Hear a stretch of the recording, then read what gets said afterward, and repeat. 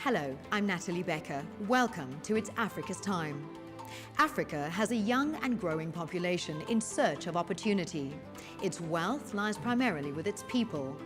By enabling these individuals to engage in business, the private sector can unleash people's potential and facilitate the upward growth path of emerging African economies. Education and access to finance are two critical pillars for this growth and key drivers for sustainable socio-economic development on the continent. In today's show, we travel to South Africa's Eastern Cape province, where Siemens is investing in education and the construction of the Mandela School of Science and Technology. But before that, we chat with Stanley Subramani, strategy leader at PricewaterhouseCoopers and chairperson of the NAPAD Business Foundation, about private sector, inclusive business, and the Africa of tomorrow. Well, I think firstly, Africa's population is now reaching over 1 billion people. It's a young and dynamic population. And I think Africa's growth story is more than just a commodity play. The Africa of tomorrow is an Africa where you can move from Cape to Cairo free of any political or bureaucratic interferences, a continent where goods and services are able to move across, and a continent where money is able to move across. Because you see, the world is becoming highly competitive. And what we need to do, we must make sure Africa is open for business and that the business environment is conducive for low-cost delivery models. Inclusive business, responsible business, corporate citizenry is very important for the Africa of tomorrow. The huge challenge of unemployment, poverty and equality is pervasive across the African continent. GDPs of many countries and many regions have significantly increased over the last 5 years. But what is very, very telling is that the levels of poverty have stayed the same. So inclusive business, smart partnerships, public-private partnerships is key if we want to confront this challenge of unemployment and poverty.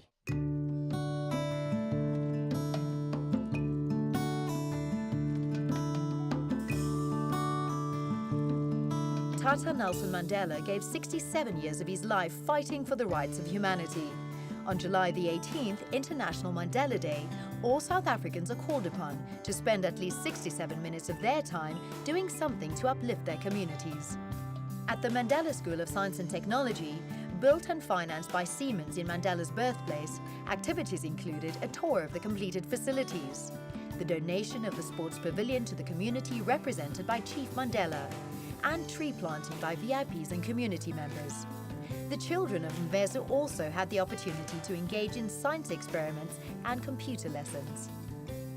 Honorable Minister of Basic Education, Honorable Premier of the Eastern Cape, Chief Mandla Mandela and all the traditional leaders, the community of Mvezo, our inspiration came from your leader Nelson Mandela, who said, and we can read it all on the t-shirt of the young kids here, that education is the most powerful weapon you can use to change the world.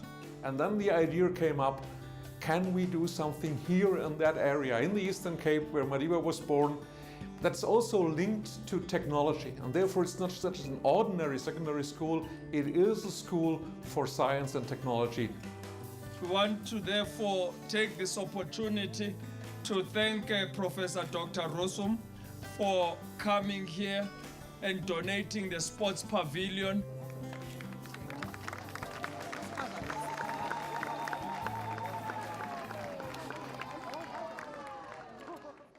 Education is a single largest investment precisely because it is the key to ending poverty, to ending unemployment, ending inequality, and accelerating long-term inclusive economic growth. We are very grateful to Siemens for making this possible by taking the decision to work with government in building schools for our country and our children, especially in the historically disadvantaged communities.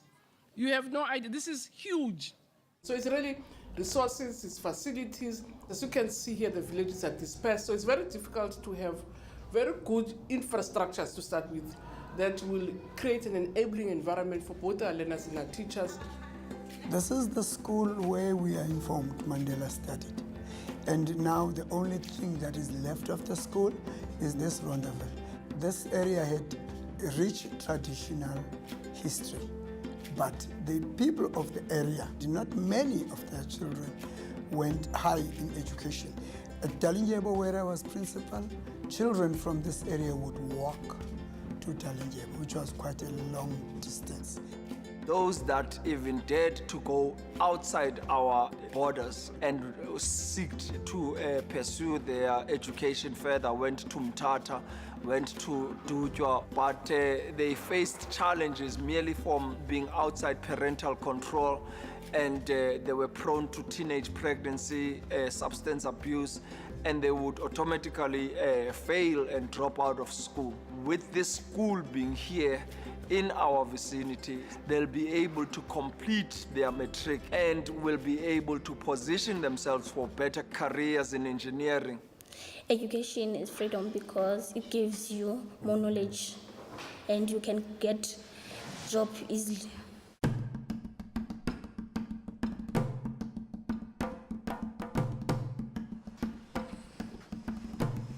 This high school will have a capacity of 700 learners, starting from grade 8 to grade 12, with those 4 streams from grade 10 to 12. So Mvezo brought in the agriculture space. Engineering and IT very much was a Siemens contribution, whilst the Department of Education brought with it the future doctor, the science, the physical sciences. Food security is high on our agenda, and we would like to see in 20 years these youth coming out of this school being able to utilize these lands and ensuring that they are being productive and are able not only to feed themselves but to feed the market of Mthatha. Well, of course, looking just at the infrastructure and equipment, the modern technology that has come in, we're looking forward to production of the best crop of children. I am very excited to go to Nelson Mandela School of Science and Technology because it's a school of my favorite subject. This area has had around 32 smaller schools that needed to feed into a senior secondary school. My impressions is that this school is going to fulfill many dreams of parents that wanted their children educated and many dreams of children that are bright and needed to go further with their education. So when I talked a couple of years ago for the first time with the parents of those kids here in the village, they were so desperate that the kids are getting some kind of education, and now they worked, I think, until midnight tonight to really see that this school is coming together. They are so excited to be part of that program, and they learned a lot, if it is bricklaying or plastering or painting, and they will find much easier now a job with the next construction site. People are going to benefit from it. Firstly are the children, because some of them are going to start high school, so they won't have to go far. They will study nearby. And then the parents on the other side are going to get jobs. Like, for instance, they're going to be cooking here, they're going to be cleaning, so some of them are going to, maybe they'll be employed here. I think that the kids will go to university, they will come back and build the community through the knowledge. Right from the beginning, it became clear that the Mvezo community and villages outside of the Mvezo community do not have jobs. In total, we have 200 laborers at the site. The women insisted that they wanted to be a part of building the school for their children. It's an institution of transformation. It also transforms the mindset that rural areas are backward areas. We really say it's a groundbreaking mechanism to ensure that we deal with the legacy of apartheid in action. I want to start very serious and I want to pass grade 12. I want to be a doctor. I want to decrease a higher rate of disease like TB, HIV and AIDS. Currently, we have a lot of capacity and individuals who are expats who are coming into this country. We need, as a country, to start growing our own talent because we have that potential to do so. And science and technology, specifically, those two fields, which lead into medical technology, into engineering, into aviation, as Siemens, that speaks to us. because we see it on a daily basis, the number of graduate students that we can readily employ, that funnel is thinning out. And we need to start as corporates with a social conscience, start plowing into those communities, and specifically into rural communities, because that's where we have a lot of potential that has not been tapped as yet. Siemens has committed to the school's environmental sustainability and has implemented both wind and solar energy to assist in powering the facilities. Energy-efficient lighting, automation systems, rainwater capture and water filtration technologies have also been incorporated. Construction will be complete at the end of 2013, and in January 2014, the school will open its doors to the first intake of students from grade 8, 9 and 10. Well, the Siemens Foundation will get involved just now as the building of the school is coming together, because we as a foundation, we concentrate on the training of the teachers, not just for this school, but for the whole region of Eastern Cape. I train principals, I train officers of the government, I train teachers in management, as well as community members in project management. We want to start as if we have been running for the past 5 years.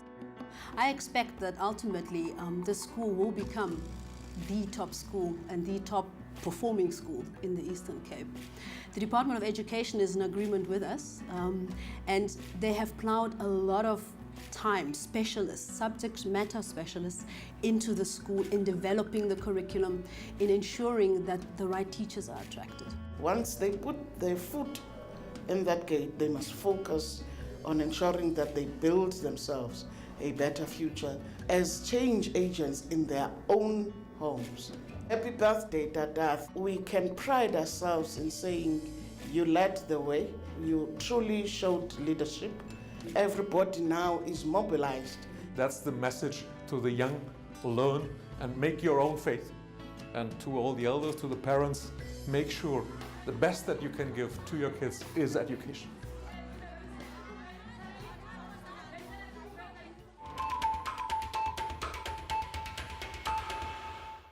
Welcome back. Next, we travel to Nigeria, where Nexum, the Nigerian Export-Import Bank, is facilitating the growth of small and medium enterprise by providing finance to build export capacity and increase local job creation. We also meet Issa Faye of the African Development Bank and Mojisola Akpogio of UNDP Nigeria. Our role is trying to foster inclusive growth, to foster green growth, and make sure that this economic transformation happens in Africa. And the public sector alone cannot do it all. The public sector can be a facilitator, making the environment, making sure that the investment climate is conducive for doing business. And the business now has to take it up to the next level. It needs to produce the goods and the services and make sure that everyone have access to different opportunities. So the business is really at the core of development. And we know the private sector account for about 90% of job creation in Africa. So you need to create jobs to make sure that people have access to opportunities, that people can have regular incomes and increase the demand, and then the private sector can thrive.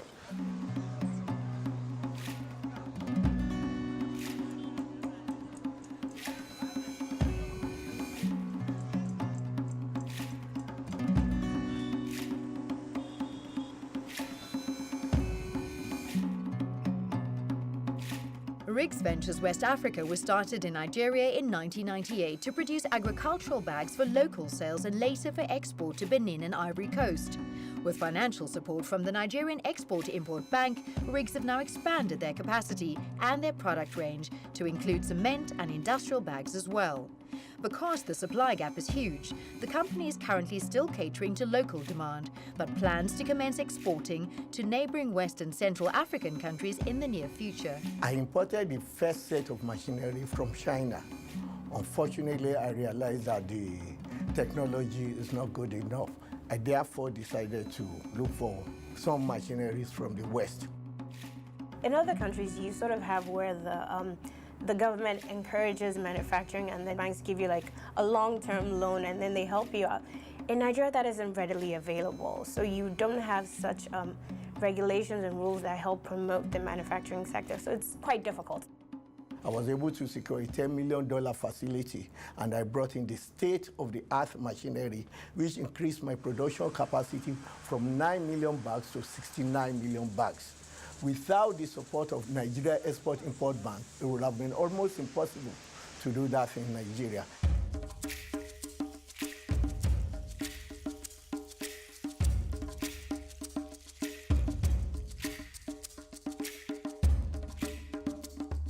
Nigerian Export-Import Bank is government trade policy bank that is mandated to help the government diversify its investments from oil to non-oil. So Nexim chose to concentrate in what we call the mass sectors of Nigerian economy, namely these: manufacturing for export, agri-processing for export, solid minerals extraction for export, and provision of services. RIGS is actually a company that is devoted to production of polypropylene bags. The main challenge would be power, the issue of power in Nigeria.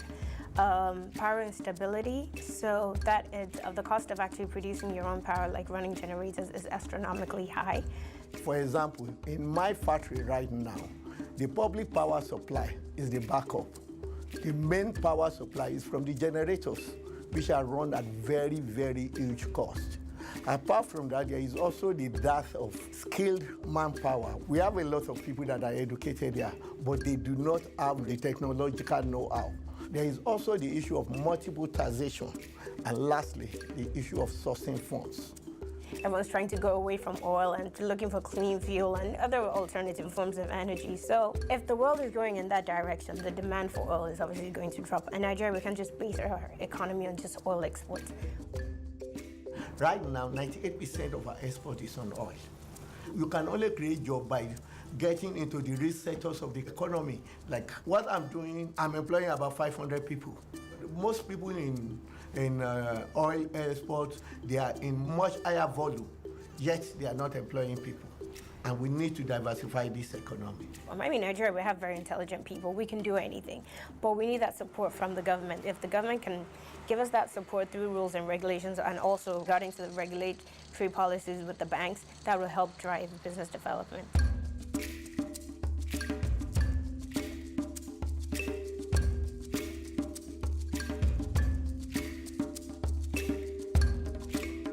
The role of central bank now is not just limited to a sound financial system.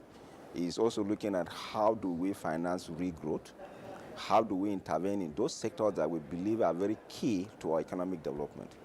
Like in Nexim, for instance, a greater proportion of our lending is to the SMEs. Almost 80% is to the SMEs.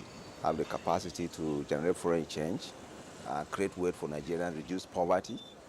So they are actually the engine of growth. We have sectors, apart from oil, that have very high growth potentials. We talk about solid minerals, for instance. We have about 34 solid minerals in commercial quantities. Yet, as we speak now, it is contributing less than 1% to our GDP. So what does that tell us? That huge potentials that have not even been scratched.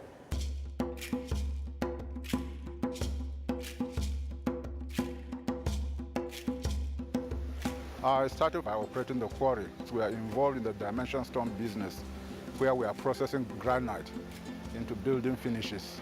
Oil is not the only resource that we have in Nigeria. We have a lot of mineral resources, and granite is one of them, and it is in abundance in the country. It's difficult to secure funding, especially from the commercial banks, because of the tenure, which is very short, and then the interest rates are also very high.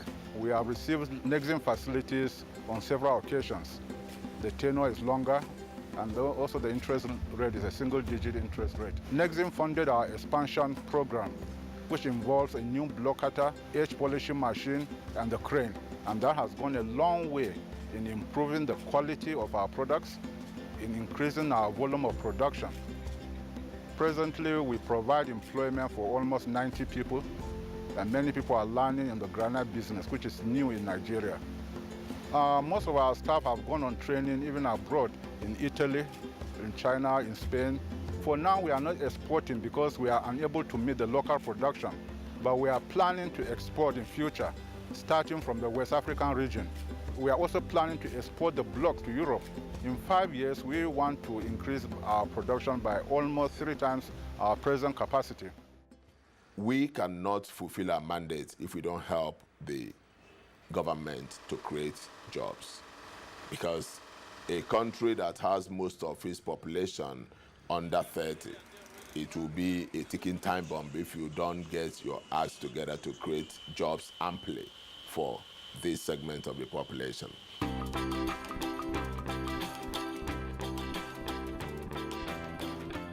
Beno Hotels is entirely owned by the state government. Luxurium's role is to manage the hotel most effectively for the state government. Nexum contributed around $400,000 to the renovation of the state-owned Benue hotels, which started in 2012. Once the facilities upgrade is complete, many local jobs will be created for unemployed youth, and these new staff members will attend hospitality training courses. The hotel will also facilitate domestic tourism and business travel and will provide extensive benefit to the local economy. You know very well the number of workers that you require to run a hotel. Hotels are the anchor for tourists, for the tourist industry. And Luxurium is in Benue State, Makurdi, and it's not too far away from Abuja. We have the challenges of non-availability of power supply, because companies have to rely entirely on their generator and the cost of diesel. And also, another challenge is that we don't have internet services in most of the hotels in the country. And then, most of the tourist attractions are not being developed. Government should encourage these industries to grow and not impose so many taxes on them. We are in business to build, to help grow the SMEs, and then they become very attractive to commercial banks if they still need to be taking facilities. Now, this is a revolving kind of scheme. We are trying to ensure that we are not just in business for today, but we are setting up very strong bridges for people to cross into the future. Nigeria's economy right now is actually experiencing very good growth. In the past decade, it's been at about 7%, and 70% of us live in the rural areas. And it is no secret to say that the infrastructure in the rural area is very, very poor and non-existent. There's very little access to markets as a result. The state of healthcare is abysmal, to say the least. We have challenges with maternal mortality. We have challenges with child mortality. Our education indices are plummeting, and all of us definitely are very, very poor indices when it comes to economic growth. UNDP is that there's very strong collaboration and partnerships with government institutions to ensure that many of those factors are addressed. So we're designing new programs every day. We're talking to governments, we're talking to civil society organizations to get them to start to work together, make a concerted effort towards translating the current boosting economy to real growth for the people. The country is now ready to open up their economy, particularly to foreign investment. And above all, they're ready to start to look at reforms, ensuring that they increase the numbers of intermediaries that ensures that buyers and sellers are actually able to meet and conduct business. One of the key initiatives is the Growing Inclusive Market Initiative. And there is the one that we have in Nigeria, which I coordinate, the Facility for Inclusive Markets.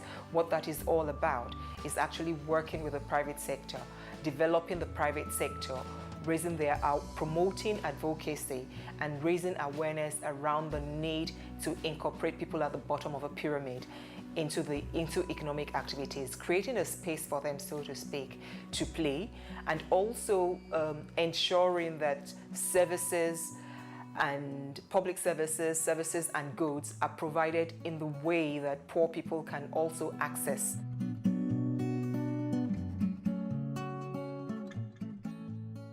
Thank you to all our contributors on today's show. Join us next month on Tuesday, the 10th of September, as we bring you news stories of inclusive business across the continent. But for now, thanks for watching.